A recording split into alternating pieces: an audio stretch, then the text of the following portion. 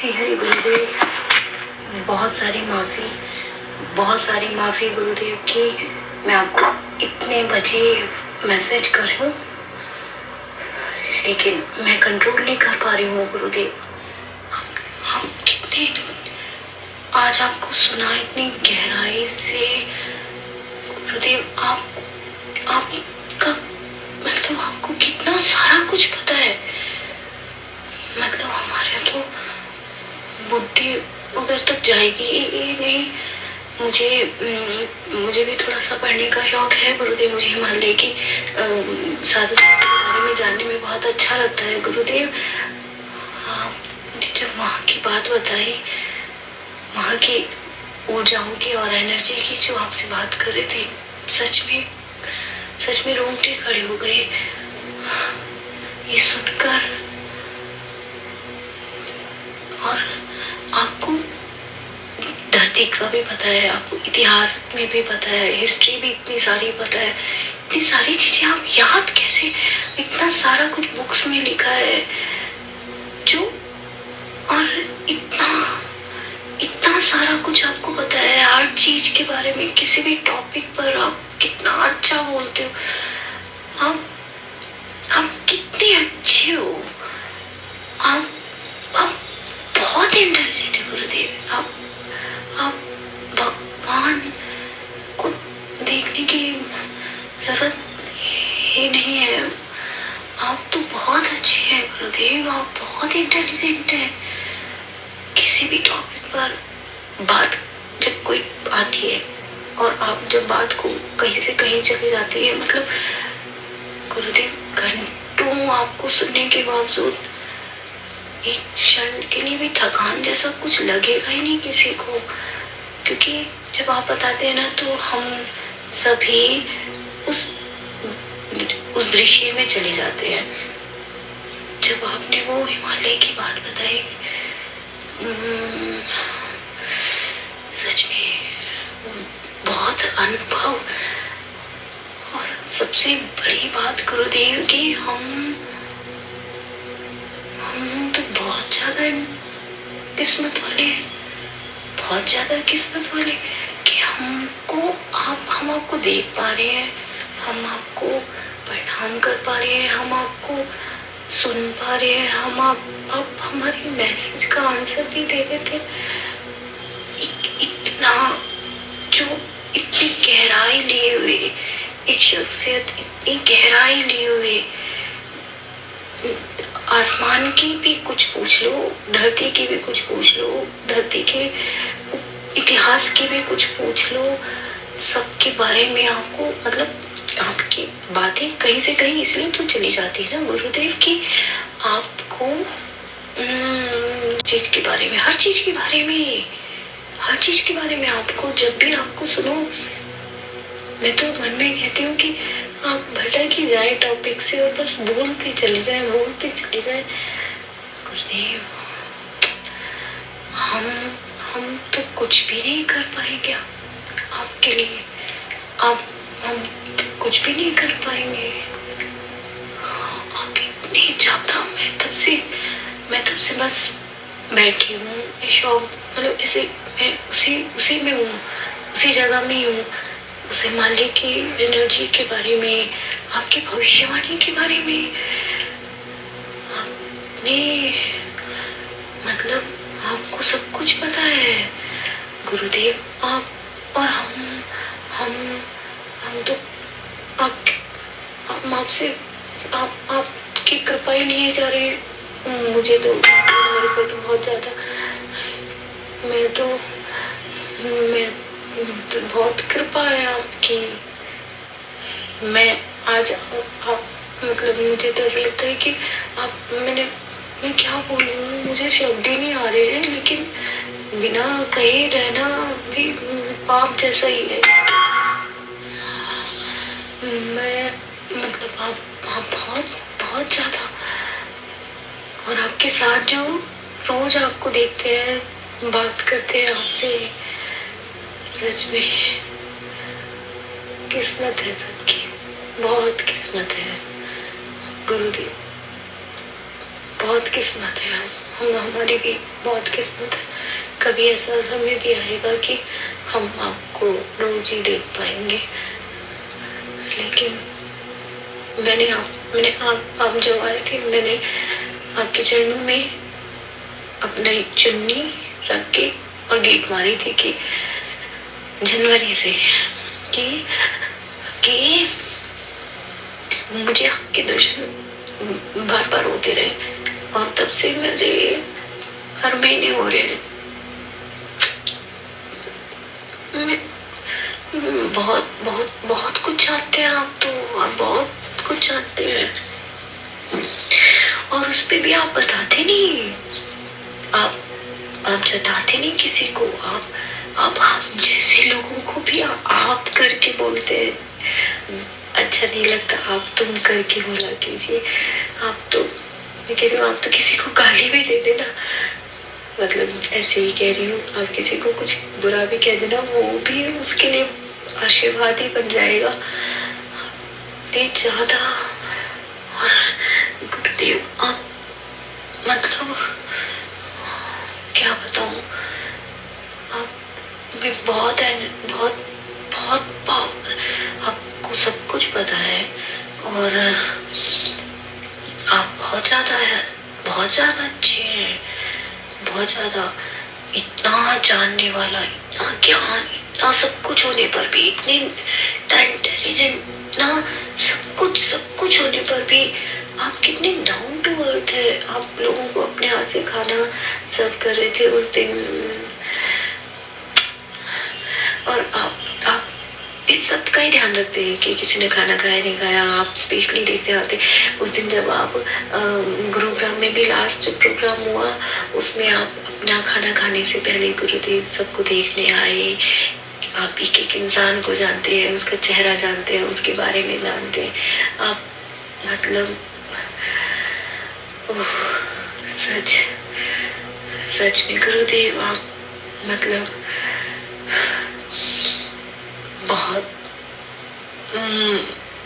भले आपको, मैं क्या बोलूं, आपको अच्छा लगे न लगे, इतनी रात को मैसेज किया, लेकिन ये मैंने बहुत कम कहा है गुरुदेव। काश आपका साथ बहुत ज्यादा मिलता रहे, बहुत ज्यादा।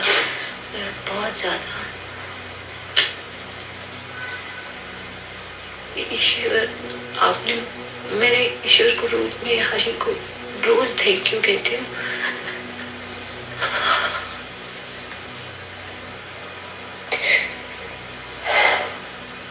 इतने अच्छे गुरु हो, इतनी गहराई लिए हुए, और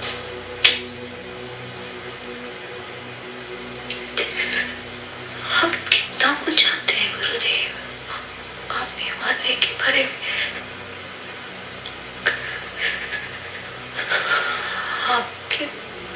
आपके तो चरण, वो जो आज मन की बात कर रहे थे गुरुदेव, आपके चरण ही होने चाहिए। इतना अधिकार तो हम सबको होना चाहिए कि हम आपके चरण धो के पी लेना, तो भी हमारी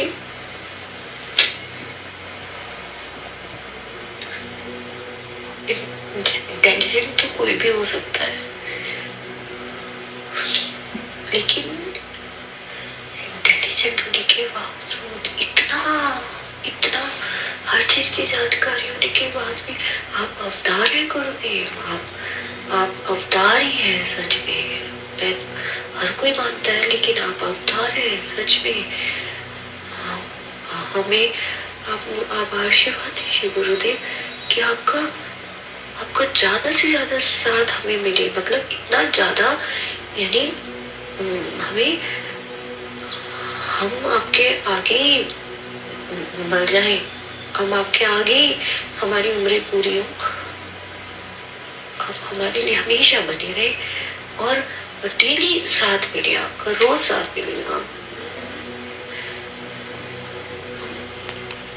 मैंने आपसे कहा भी था कि मुझे आपसे बात करनी है गुरु जी।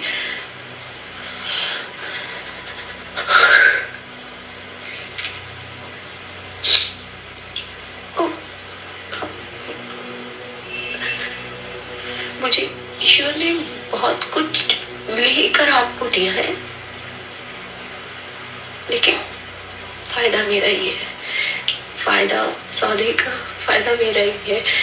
जो गया बहुत सारी चीजें गई है, लेकिन मैं फिर भी बेनिफिट है मुझे बहुत ज्यादा। आप बस यूं ही हमें सारी चीजें बताते रहिए गुरुदेव।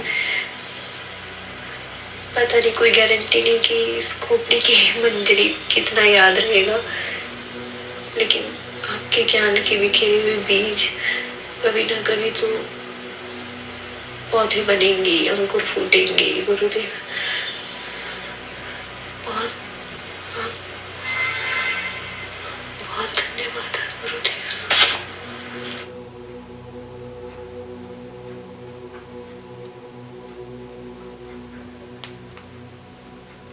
अब आप कविता है ये, अब क्या कहें आपको। और अच्छा है कि ठीक है, मैं तो सोचता था कि सब चीज़ें बाद में समझ आएंगी, थोड़ा समय रहते आने लगी हैं, तो ये एक सुखद संकेत है। तो वरना तो ये सब चीज़ें जो है ना, मुझको मेरे बाद ज़माना ढूंढेगा। तो ऐसा होता है ना हमेशा, गुरुओं के साथ तो ऐसा ही रहा है। पर चलो अच्छी बात है कि जब जागे तब सवेरा। और ये आप भी अगर उस संबोधि के साथ रहने लगें, उस अटेंशन विदाउट टेंशन के साथ रहने लगें, अपने जीवन के सरोकार, अपने जीवन के संस्कार, अपने जीवन शैली को आप संयमित करें, निश्चित कर लें, और कुछ विशेष परिप्रेक्ष्य में अपने जीवन को जीना शुरू करें, तो आप सब मेरे ही जैसे हैं।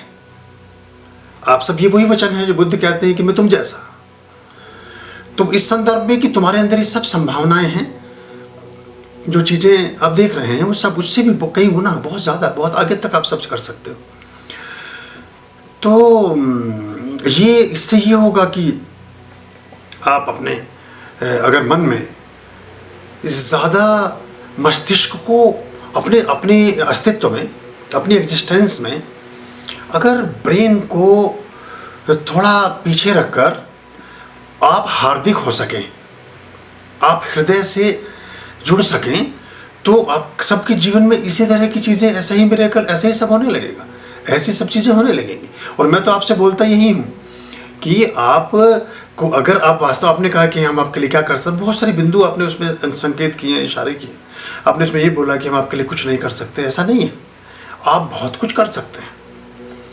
जो कुछ भी नहीं कर सकता तो वो एकलव्य, आप अपने घर में बैठे बैठे ये सारे मंत्रोच्चार कंठस्थ कर सकते हो, ये बहुत सारे मंत्र कंठस्थ कर सकते हो, बहुत सारे काम कर सकते हो, बहुत सारी ऐसी बातें जो अच्छी और सच्ची बातें हैं, उनके छोटे छोटे नोट्स बना करके आप उन बीजों को पूरे समाज में बखेर सकते हो। शुरू में बोरिंग वाला कंटिन्यूटी में कठिन काम होती है, जो अच्छी बात लगे उसको फैलाइए दुनिया भर में, अच्छी चीज़ों को लोगों तक पहुँचाइए।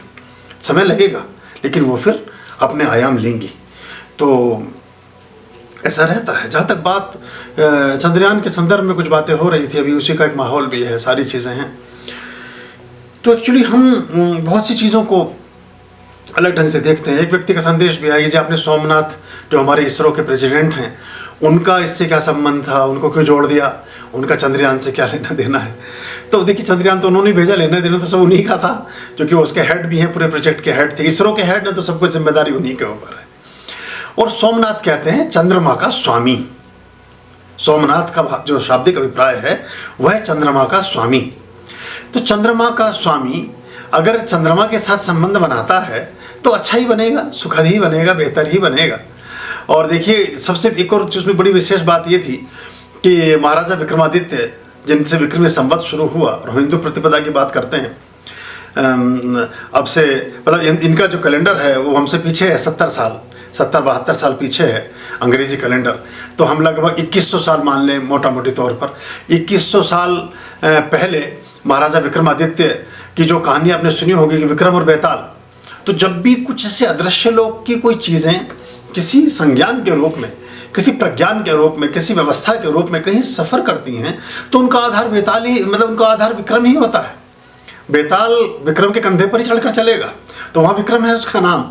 जो प्रज्ञान को लेकर के गया है।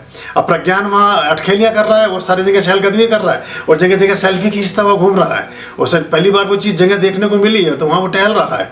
14 दिन बाद वो वापस आ जाएगा। बहुत शीघ्र ही भारत पुनश्च चंद्रमा के लिए अधिक अवधि का, अभी किसी इसरो ने इसकी घोषणा नहीं की, मैं कर रहा हूँ आपके लिए, इससे भी बड़ी अवधि का एक अलग यान, एक अलग दूसरा यान या चौथा यान कहें उसको, वो भेजेगा भारत फिर से चंद्रमा पर बहुत शीघ्रता के साथ। और बहुत सारे आयाम खुलेंगे। किसी ने कहा कि जिससे हमें भारत को क्या फ़ायदा होगा, इतने पैसे खर्च हो गए। एक ऐसा भी मैसेज आया था। इस दुनिया में बिल गेट्स को आप सबसे अमीर मानते हैं या स्टीव जो आपके एप्पल के हैं उनको कह सकते हैं, जो भी इस तरह के वो सब रहे हैं, वो क्यों हैं, अमीर क्यों हैं आप जानते हैं? माइक्रोसॉफ्ट जो है, माइक्रोसॉफ्ट के जो हेड है बिल गेट्स, वो अगर दुनिया के सबसे अमीर व्यक्ति वो क्यों हैं? अगर मार्क जुकरबर्ग अमीरों में शामिल होते हैं तो क्यों स्टीव क्यों उसमें शामिल होते हैं, या हेनरी या फिलिप्स या सोनी या कोई भी जो बड़ी कंपनियां हैं दुनिया की, जो भी ब्रांड हैं, वो क्यों हैं ऐसी, बुगाटी या जो सब उनके नामों पर क्यों हैं? वो उनके पास एक तकनीक हाथ लग गई और वो तकनीक ऐसी हाथ लगी कि अब उस तकनीक को किसी को भी चाहिए तो उसका शुल्क अदा करना पड़ता है। हमें कल कुछ ड्राफ्टिंग करनी थी वर्ड फॉर्मेट में, एक पुस्तिका बना रहे हैं यज्ञ के लिए वैदिक प्रार्थनाएं के नाम से, छोटी सी, मैं भी बल्कि बात करने वाला हूँ, निमित्त से बात करूँगा कि छोटी सी बुकलेट वो प्रिंट कर दे, तो मैं कोशिश करूँगा कि जिस दिन ये होगा उसमें हम उसको वितरित कर दें। तो हम जब उसको कर रहे थे अभी काम, तो ब्लॉग पर सब पे करने के बाद हमें लगा कि बात पूरी नहीं बन रही, तो हमने माइक्रोसॉफ्ट का एक लाइसेंस लिया। उन्होंने हमसे वर्ष भर का 6100 कुछ रुपये लिया है। ऐसे बहुत सारे सॉफ्टवेयर हम परचेज करते हैं। ये मैं परचेज करने की जरूरत क्यों पड़ी? क्योंकि तकनीक ये उन्हीं के पास है, उनको बिना शुल्क दिए आप तकनीक का इस्तेमाल ना कर सकेंगे। कुछ इसमें कोई दो राय नहीं। हालांकि अब भारतीयों का दिमाग बहुत कमर्शलाइजेशन में नहीं चलता। पश्चिम विशुद्ध वाणिज्य वाले लोग हैं एकदम। दुनिया में अगर कोई बनिया है तो पश्चिमी देश हैं। अमेरिका उनका हेड है, बनिए में नाम ही लिखा बनिए, ना कि बिगड़िए। तो बनिए तो सबसे बड़ा बनिया है दुनिया का। अब ये अगर हम दुनिया के 50 देश हैं जिनके पास अपार संपदा है, वो अगर आपका 1 लाख रुपया भी देते हैं तो आपका 1 करोड़ रुपया हो जाता है। ये 1 करोड़ से 1 करोड़ 18 लाख भी हो सकता है और 90 लाख भी हो सकता है। 95 लाख तो मतलब 80 लाख से लेकर के 1 करोड़ 20-25 लाख तक उनके 1 लाख हो जाएंगे। तो भारत का इसरो सिस्टम क्यों ना बाकी दुनिया के देशों को भी अपनी टेक्नोलॉजी को बेचे, हम मददगार हों।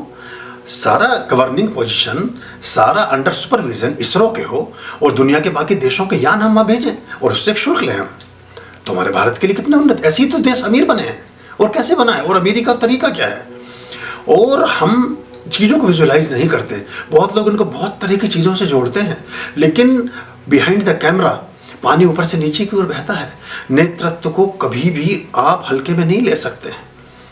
ये इसका कुछ भी, अब बहुत से लोग कहते हैं, जैसे बात चलती है सोशल मीडिया पे, आपके पास बहुत सारे विचार आते हैं, आप उन विचारों के साथ हो जाते हो। लेकिन एक गुरु का दायित्व बनता है कि उस वैचारिक संश्लेषण में भी, उस वैचारिक ध्रुवीकरण में भी आपको एक पाथ दे, को एक संतुलित मार्ग की तरफ अग्रसारित करे। तो उसमें बहुत सारी चीज़ें आ रही हैं कि वो इसरो के प्रेसिडेंट के संबोधन की जगह मोदी जी का संबोधन क्यों है? मोदी जी का संबोधन इसलिए है कि उनकी स्वीकृति, उनकी फंडिंग, उनके दिशा निर्देश के बिना इसरो कर नहीं सकता था इसको। अगर खाली इसरो कर रहा होता तो कभी का कर चुका होता। ये दुनिया के खाली वैज्ञानिक ही कर सकते हो तो कभी का कर ले जाए। और एक दूसरी बात मुझे कभी कभी कचोटती है। एक 11 खिलाड़ी होते हैं क्रिकेट में, 11 होते हैं ना, 11 खिलाड़ी खेल खेलते हैं, 11 उस खेल के साथ साथ देते हैं और 11 अरब लोग, मतलब 11 करोड़ लोग उसको, उस गेम को देखते हैं। जो फैंटेसी है, जो एक पूरी पूरी कहानी है, जिसका कोई लेना देना किसी चीज़ से नहीं है। और बाद में पता चलता है कि वो फिक्स भी था, कुछ भी था। जब वो प्लेयर्स कहीं से जीत करके कुछ करके आते हैं तो फलाने देश का, फलाने स्टेट का मुख्यमंत्री 1 करोड़ रुपए फलाने खिलाड़ी को देंगे, फलाने उसका प्रधानमंत्री कोष से 1 करोड़, 5 करोड़, बड़े बड़े बड़े उद्योगपति घोषणाएं करते हैं कि 5 करोड़ उसको देंगे। ये इतना बड़ा एक आदमी का स्टेटमेंट नहीं आया देश भर से, एक भी किसी ऑर्गेनाइजेशन का, कि हम सारे साइंटिस्टों को 1 करोड़ रुपया देंगे। हाँ, उत्तराखंड के मुख्यमंत्री का मैंने जरूर देखा है, उन्होंने कहा कि हम आपको जितनी भी जगह चाहिए सारे साइंटिस्टों को फ्री देंगे उत्तराखंड में, आप यहाँ बसिए, हम आपको एक आवाज़ देते हैं। एक भी दूसरा का मुझे या तो मेरे तक पहुँचा नहीं होगा या मैंने देखा नहीं।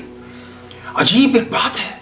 आप विज्ञान को सलाम कर रहे हैं, आप ज्ञान को पाखंड और प्रचार और हिपोक्रेसी और सारा आवरण ओढ़ते हैं। हालांकि वो कहते हैं जो इसके इसरो के हेड है, वो कह रहे हैं कि सारा जो ये पूरा का पूरा, एक क्लिप अखबार में थी उसको, उनके इंटरव्यू की, मैं देखता हूँ, अगर वो मुझे दिखी तो आपको शेयर करता हूँ मैं, अगर आप उसे देख सके तो आपको दिखाता हूँ। वो कहते हैं, जो इसरो के प्रमुख एस सोमनाथ हैं, वो कह रहे हैं कि वेदों से आए हैं साइंस के सिद्धांत, वेदों से आए हैं साइंस के सिद्धांत।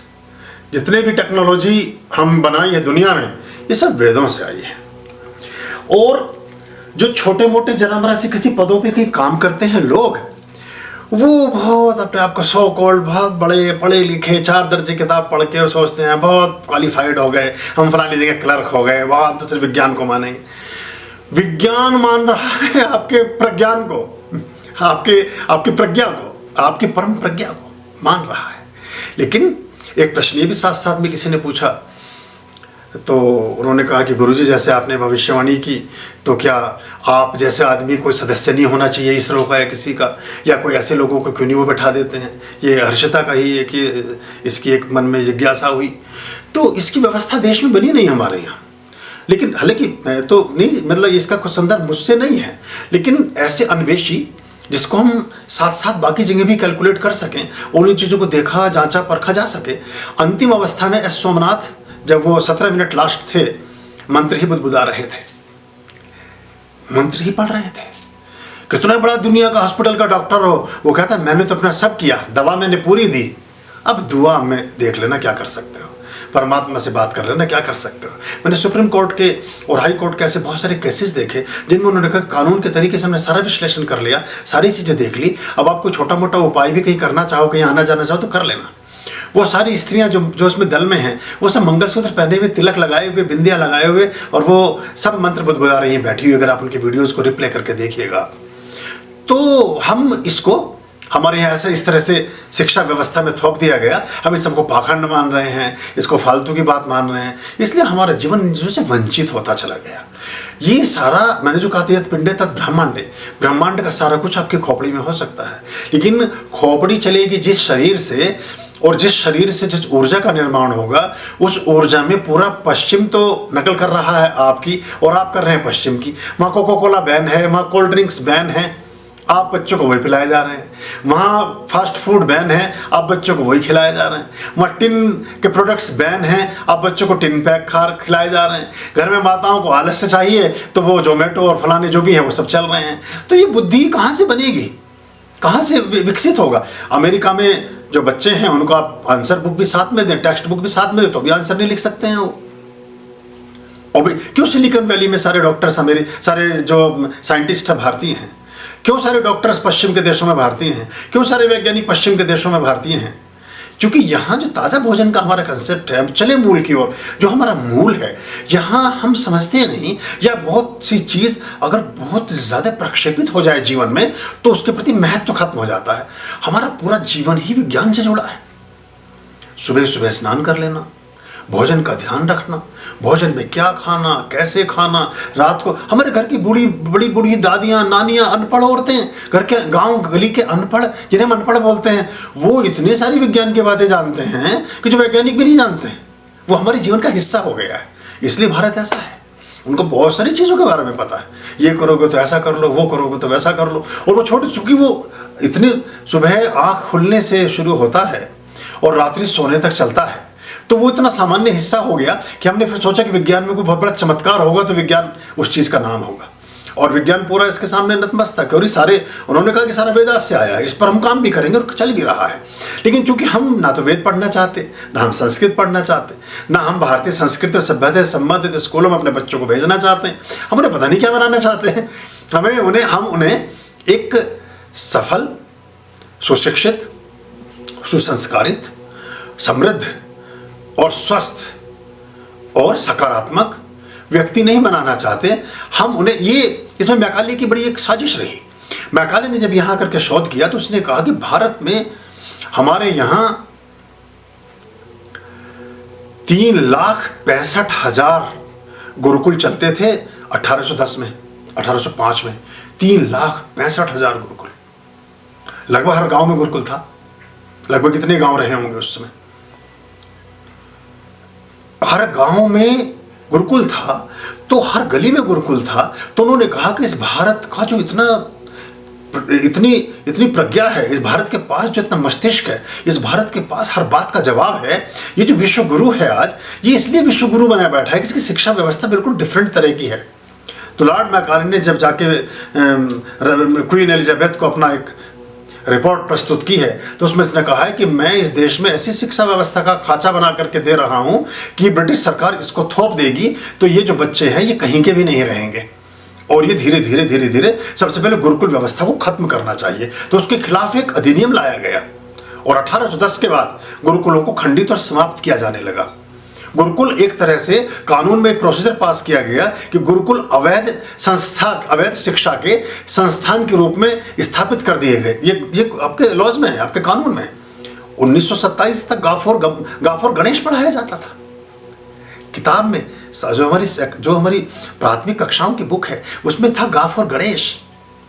तो उसमें आपत्ति हुई कि ये गणेश तो थोड़ा सा कम्युनल वो देता है, अब उसमें बाकी और बच्चे भी पढ़ रहे हैं, तो गाफोर गमला होना चाहिए। अब जब गाफर गणेश पढ़ते थे बच्चे, काका गए, तीसरे अक्षर पर ही गणेश आ गए, पंचायतन का एक देवता वहां प्रकट हो गया। तो बुद्धि का विकास था, बुद्धि का विस्तार था, प्रज्ञा का चरमोत्कर्ष था।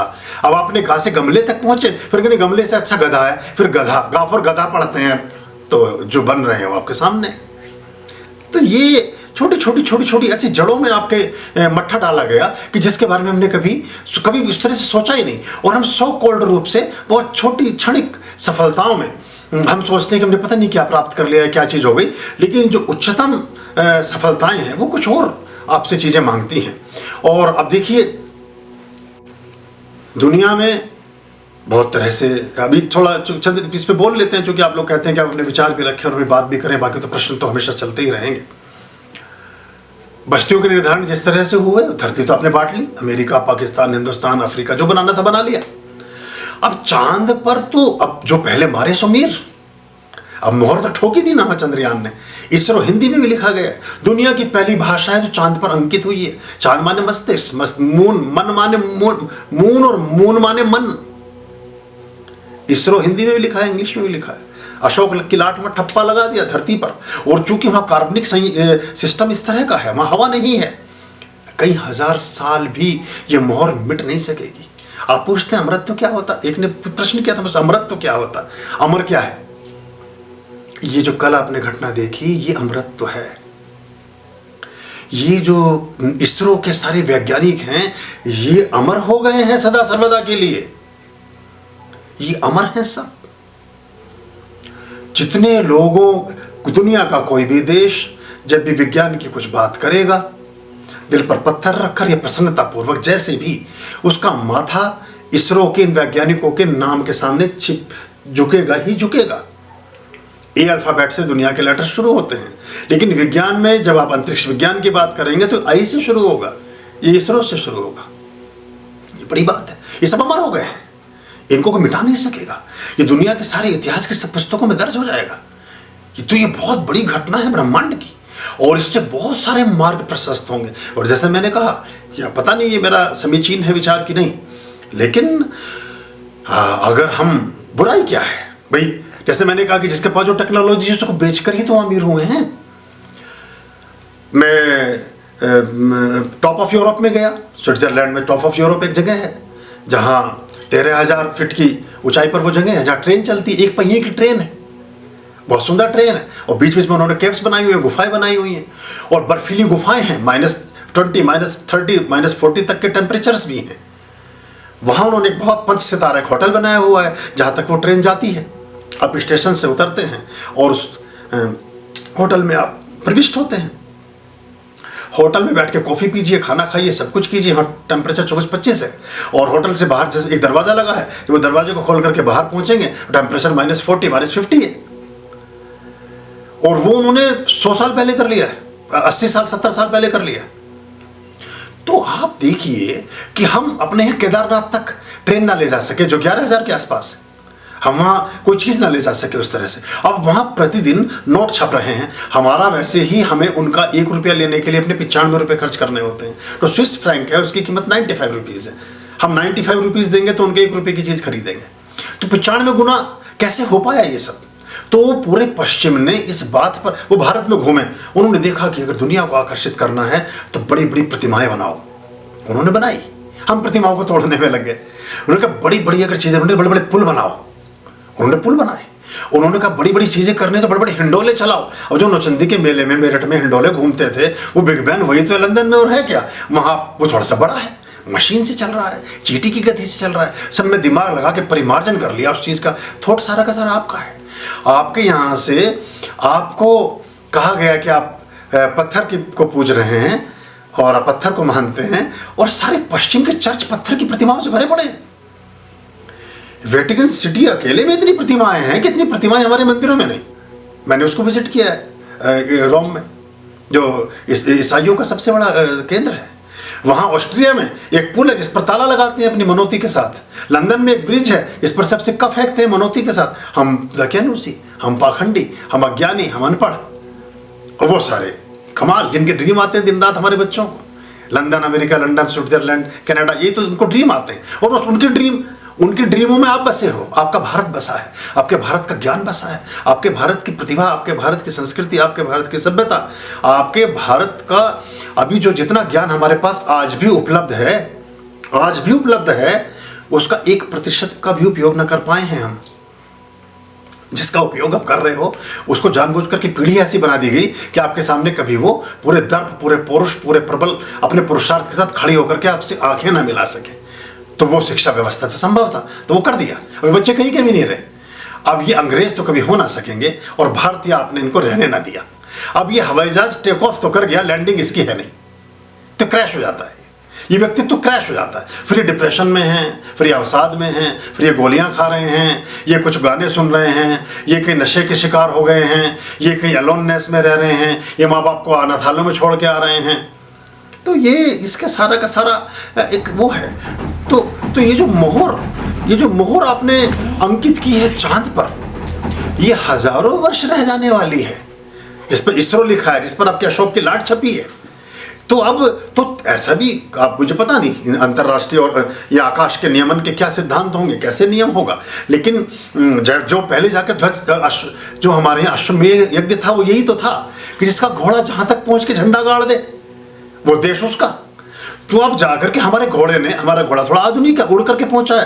पहले वो वैसे हमारे उड़न वाले घोड़े भी थे पहले, लेकिन अब ये यान के रूप में वहां जाकर के पहुंच के आपने मोहर लगा दी। तो कोई ऐसा ना हो कि बाकी उतरने वाले उपग्रहों को भी भारत से परमिशन लेनी पड़ेगी, या उसको अनुसरण तो करना ही पड़ेगा। तो ये बड़ी घटना है। लेकिन हम इसके प्रति भी अब इसमें राजनीति में लगे हुए हैं, ये भाजपा ने कर दिया, ये फलाने ने कर दिया, बोस ने किया, ये इससे कोई मतलब नहीं है। ये पूरी समग्रता, ये चीज़ें अगर हमारी खत्म हो सके। किसी ने लिखा कि, किसी ने प्रश्न पूछा था मुझसे आज, किसी ने लिखा था कि हिंदू राष्ट्र कब बनेगा। मैंने उसका उत्तर दिया था कि अगर सारे हिंदू जब एक हो जाएं, सारे हिंदू जब एक होकर के एक जगह बैठ जाएं, फिर उसके बाद शुरू होगा हिंदू राष्ट्र बनना। अभी तो हम कितनी सारी, अभी उसमें एक नई कहानी शुरू हुई है कि ये जो इसरो की टीम है, इसमें यादव बेटी आगे है, इसमें जाटों ने, ये कोई दुख है इस बात की, कोई लेना देना है इस चीज़ का। ये मेरठ की बेटी ने नाम रोशन किया, ये बुलंदशहर से बिलोंग करती है, ये फलानी जगह की है, कोई उसका संबंध है। आप इस चीज़ों को फिर से खंडित करते हो आप। ये अरे सारी बेटियां हमारी हैं, सारी बेटे हमारे हैं, सारा भारत हमारा। हम तो कहते हैं कृणवंतो विश्वमार्यम वसुधैव कुटुंबकम। भारत को छोड़ो जी, दुनिया पूरी अपनी है। दुनिया में जो भी श्रेष्ठ है सब हमारा है, और जो निकृष्ट है वो निकृष्टों का है। तो इतनी संकीर्णता में ये हमें बांटती है चीज़ें। ये बड़ी खूबसूरती से कुछ लोग हैं और उनके हाथ में तकनीक है, वो धीरे धीरे ऐसे पोस्टर, ऐसी चीज़ों को समाज में भेजते हैं, और हम जाने अनजाने उन चीज़ों को धीरे धीरे फैलाना शुरू कर देते हैं। उसका कोई औचित्य नहीं है, कोई अस्तित्व नहीं है उन चीज़ों का। उनसे ऊपर उठिए। सारा इसरो हमारा है, सारा देश हमारा है, और दुनिया में और भी हम इतना संकीर्ण हृदय क्यों रखें कि उसमें हम छोटी चीज़ों के लिए इस तरह से अपनी खेमेबंदी करें। इससे हम बटे हैं। जब आपको कभी भी किसी विषम परिस्थितियों में कोई ऐसा व्यक्ति जो धर्म के साथ नहीं है। धर्म वो है जो जीवन के श्रेष्ठ संस्कारों का उन्नयन करता हो। धर्म वो है जो मानवीय मूल्यों की सर्वोच्च प्रतिष्ठा को प्रतिष्ठापित करता हो, जो एक सच्चे और अच्छे मनुष्य को इस दुनिया में स्थापित करने की दिशा में अपनी एक मिसाल बनता हो। वो धर्म की एक व्यवस्था है और उसको मानने वाले व्यक्ति धार्मिक हैं। तो कभी इन सब व्यवस्थाओं के विपरीत कोई अधार्मिक टीम कभी व्यक्ति अगर विशेष वर्ग विशेष को इंगित करके आपके प्रति कोई गलत कृत्य का शुभारंभ करती है, तो वो ये नहीं देखती है कि ये जाट महासभा वाले हैं, कि ये गुर्जर पंचायत से हैं, कि ये कोई बनिया वर्ग है, कि ये कोई ब्राह्मण महासभा वाले हैं, कि ये कोई कहीं और से जय भीम की सेना है। इसका कोई लेना देना नहीं। इसमें ये क्षुद्र राजनीति वाले लोग इन चीज़ों में आपको धकेलते हैं। इससे ऊपर उठिए। इसलिए मैंने नारा दिया था, आर्यम सिंधु हम सब हिंदू। तो ये इसका बहुत बेसिक सूत्र है। तो जब पहले तो आप एक हो जाओ, फिर राष्ट्र हिंदू, फिर राष्ट्र एक होगा, और फिर राष्ट्र जब एक होगा तो चाहे उसे हिंदू कह लेना, जो जब मन में आए वो कह लेना। एकता से संभव होगा, बिखराव से संभव ना हो सकेगा। और कोई प्रश्न तो नहीं है इसरो से संबंधित या इससे? हाँ बोलिए। नागेश राव बेंगलोर से। गुरुजी, यदि आपकी इच्छा हो तो मैं इसरो के सीईओ के साथ या इसरो के पूर्व सीईओ के साथ आपकी मीटिंग फिक्स कर सकता हूँ। कर लीजिए। हमारे उससे अच्छे संबंध हैं। कर लीजिए, हम जरूर हम उनको ऐसी ऐसी बातें शेयर करेंगे उनसे। उनको पता होंगी वैसे, क्योंकि इतनी ऊंचाई पर आदमी ऐसे नहीं पहुंचता है। बहुत बातें हो सकता है हमसे कुछ चीज़ें उनको ज़्यादा नहीं पता, तो लेकिन उनसे उन बातों के बारे में विचार विनिमय किया जा सकता है। कोई बुरी बात नहीं, अच्छी बात है। तो हमने क्या किया कि वो बात फिर पता नहीं, मैं वही जो उसने कहा अभी कविता ने कि आप कहीं के कहीं पहुंच जाते हैं, तो आप और कहती भी है कि पहुंच भी जाया करो, तो उससे ठीक है। तो चलिए ये अच्छी बात हो गई। तो शिक्षा में क्या चीज़ फैला दी गई, शिक्षा को इस तरह का एक ढांचा प्रदान कर दिया गया, इस पर ये शोध प्रबंध लिखा जाएगा, इस पर ये फलाना होगा, इस पर ढिमका होगा, इस पर ये होगा, इस पर वो होगा। मैं विश्वविद्यालय में रहा हूँ, मुझे वहाँ रहने का मौका मिला है, और मुझे सुधीजन उस बात के लिए मुझे थोड़ा सा अदरवाइज ना लें, बुरा ना माने मेरी बातों को। मैंने देखा है कैसे ऊपर के पन्ने पलट के कितने एक थीसिस पर कितने डॉक्टर हो जाते हैं और क्या क्या चलता है, उसे देख के मन बड़ा कष्ट में हो उससे। लेकिन आप शिक्षित हैं, आप मतलब आपको आपके शरीर, आपके मन, बुद्धि, चेतना, विवेक, आत्मा में जितने भी खराब तत्व हैं, जितने अधिक मात्रा में इकट्ठे होते चले जाएंगे, उतने ज़्यादा सो-कॉल्ड लेवल पर आप शिक्षित दिखेंगे। ये अजीब एक व्याख्या कर दी गई। तो इससे हमें हटा दिया गया, इसलिए सारी चीज़ें हुई। वरना हमारा एक एक आदमी यहाँ विस्फोटक था। एक बच्चा स्वप्न देख रहा है, चक्र तोड़ने की कला जान गया। एक बच्चा कहीं कुछ कर रहा है तो वो कुछ का कुछ हो गया। एक बच्चा परमात्मा का नाम लेते लेते आग में जा बैठा, सुरक्षित नीचे निकल के वापस आ गया। हमारे यहाँ अपार 1,00,000 उदाहरण हैं ऐसे, जिसमें बच्चों की और बड़ों की और सबकी प्रतिभाओं के अकाट्य और बहुत ऊंचे लेवल के प्रदर्शन रहे हैं। लेकिन हम पहले तो शिक्षा व्यवस्था खराब कर ली। आपने देखा जो मैकाले की शिक्षा पद्धति है, जब पश्चिम की शिक्षा पद्धति है, जो सो कॉल्ड कॉन्वेंट में पढ़ा है ये नाजों का पाला पूत, सिर पर तभी सवार है अंग्रेजियत का भूत। और हिंदी को इसने समझा है कन्या कोई अछूत, पैदा ना हो घर किसी के ऐसा कोई कपूत। हिंदी में फर्स्ट क्लास है, इंग्लिश में फेल है, कुदरत का ये कमाल है। इंग्लिश में फर्स्ट क्लास है, हिंदी में फेल है, कुदरत का ये कमाल है, किस्मत का खेल। तो अब आप देखिए, यूनिवर्सिटी देखिए आपने, कोई saint George university, saint Stephen university, कोई सोफिया यूनिवर्सिटी। भारत में कोई मिले तो मुझे बताना। पता है कि इंटरमीडिएट तक जाते जाते, 10वीं कक्षा तक जाते जाते मन, बुद्धि, विवेक, चेतना, ज्ञान सब अपने एक आकार ले चुका होगा। तो उसके बाद तो कुछ करने की ज़रूरत ही नहीं है। आपने कच्चा घड़ा लिया, कच्ची मिट्टी का एक पिंड उठाया और उसको शेप दे दी, चाहे रोटी बनाई, चाहे पूड़ी बनाई, चाहे मट्ठी बनाई, चाहे पकौड़ा बनाया और तल दिया उसको। अब वो वैसे ही रह जाने वाले जैसे तल दिया उसको। सारी प्राथमिक कक्षाएं मिशनरी शिक्षा ने ले ली। क्यों? उसके बाद जरूरत ही नहीं है। अब आप बाकी खोले बैठे हैं उसमें, चौधरी घासीराम विश्वविद्यालय, फलाना विश्वविद्यालय, है ना, विचित्र सिंह विश्वविद्यालय। अब मतलब कोई और दूसरी बात, अब कोई एक व्यक्ति ने मुझे लिखा, उसने कहा कि हमारे गांव में जो यूनिवर्सिटी खुली है, यूनिवर्सिटी तो कहीं भी खुल सकती है। अब जैसी व्यवस्था बना के दी अंग्रेजों ने, उस हिसाब से तो अभी शिक्षा पद्धति में बड़ा सुधार आ रहा है, भारत सरकार कर रही है जो शिक्षा मंत्रालय। लेकिन हमारे जो यूनिवर्सिटी खोलने के क्रम बने, उसमें कोई कहीं भी यूनिवर्सिटी खोले, गांव के बच्चे भी पूरे नहीं होते यूनिवर्सिटी में, जिले के पूरे नहीं होते, नाम विश्वविद्यालय।